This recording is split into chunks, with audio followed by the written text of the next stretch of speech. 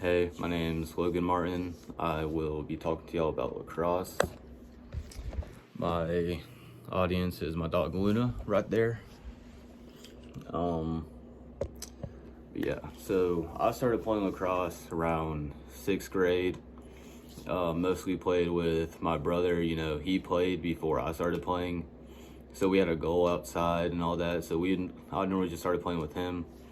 And that's actually how I got my 2 front teeth knocked out. They're like clay right now, but that's a different story. So lacrosse is a very endurance-based game, I guess you could say. Yeah, there's a lot of running involved. You have to have, good endurance most of the time. But it's also very team involved also.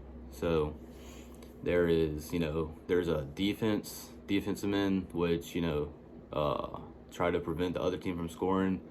There is a goalie who tries to stop the shots. There's middies who play offense and defense. And there is attackmen who play offense and try to score. But I started playing defense when I first started playing. They have a 6-foot stick it's kind of like, it's the same thing as this. This is just a 3-foot stick. Shorter version of that. That's what attackmen and middies use. And defense use the exact same stick, except for it's just 6 feet long instead of 3 feet like that one. But I started playing defense with the 6-foot stick. Started playing travel ball with a team called Triad Elite, which is now called Fusion, because they merged with a few different teams, and now it's like technically a whole different organization, I guess you could say. But yeah, I started playing as defense, and then over the years I've got like good, stick skills. So now moved to midi for Southern. I don't play travel lacrosse anymore, but I was defense my whole life up until this year. This year I'm playing midi. But yeah, lacrosse is a very hand-eye coordination sport along with endurance, like I said, because you have to be able to, catch the ball, it takes a while to get used to, but once you get used to it, it's not as hard. But catching the ball, that takes some skill. And then ground balls, in my opinion, I think ground balls are harder to get used to, or getting good at ground balls is harder than catching the ball. But so those two things take a lot of hand-eye coordination, and